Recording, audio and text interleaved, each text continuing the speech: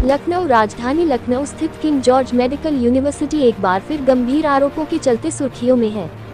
इस बार मामला एक पत्रकार के परिवार से जुड़ा है, जहां इलाज में कथित लापरवाही के कारण मरीज की मौत होने का आरोप लगाया गया है। प्राप्त जानकारी के अनुसार पत्रकार गीतांजलि सिंह के पिता दुर्गा प्रसाद को गंभीर अवस्था में केजीएमयू में भर्ती कराया गया था।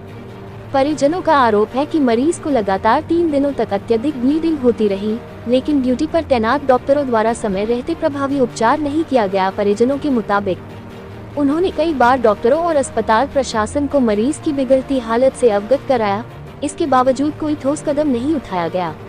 लगातार खून बहने के कारण मरीज की स्थिति अत्यंत गंभीर हो गई, जिसके चलते उनकी मृत्यु हो गई। मामले को और गंभीर बनाते हुए परिजनों ने आरोप लगाया कि इलाज के दौरान मरीज पर बार बार दवाओं के प्रयोग किए गए, कभी बीपी बढ़ाने तो कभी घटाने की दवाएं दी जाती रही। इतना ही नहीं, स्टाफ नर्स द्वारा लापरवाहीपूर्ण व्यवहार का भी आरोप लगाया गया, जिसमें कान की दवा आंख में डालने की सलाह जैसी गंभीर चूक सामने आई।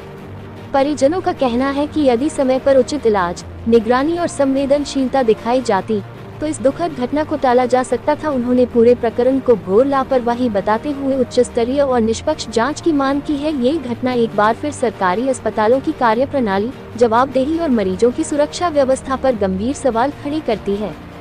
इस दुखद घटना से जुड़ी पत्रकार गीतांजलि सिंह इस समय गहरे शोक और कठिन परिस्थितियों से गुजर रही हैं। आप देख रहे हैं एक राजस्थान टीवी न्यूज चैनल से संवाददाता पुष्पा की खास रिपोर्ट।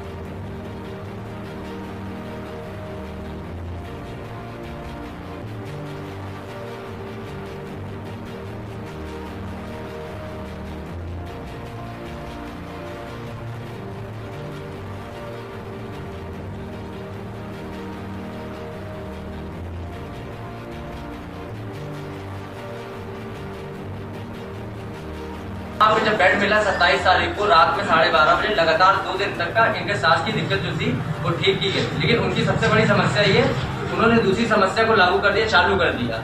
लगातार 3 दिन से ब्लड आ रहा है इनके लगातार, और कोई सुनवाई नहीं, कोई दिखाई नहीं। अल्ट्रासाउंड वाली मैम आ रही, गरिमा जी, उन्होंने पट्टी कर दी इनके, उसमें एनर्स में पट्टी का छोड़ दी, फिर ड्राइवर पहना दिया। इनको सांस लेने में प्रॉब्लम फिर से होने लगी। अब जब पेट बढ़ता जाएगा, फूलता जाएगा, ब्लड लगातार आएगा, तो कैसे इंसान जो है सांस ले पाएगा, कैसे कुछ खा पाएगा। और कह रहे उनको कुछ खिलाइए, लगातार इंजेक्शन दे रहे हैं, लगातार इंजेक्शन से खून निकाला। अभी तक कम से कम 50 से ऊपर के इंजेक्शन इन्होंने निकाली। खून की ब्लड की कमी होने के कारण बीपी लगातार गिर रहा है इनका। बार बार घर वाले कह रहे हैं कि जो है देखिए सर जी, देखिए रखिए, कोई डॉक्टर नहीं सुन रहा। 4 से 5 बार डॉक्टर तब आ रहे हैं जब वहाँ पे 10 बार हम लोग फोन करवा रहे हैं या दौड़ दौड़ के जा रहे हैं।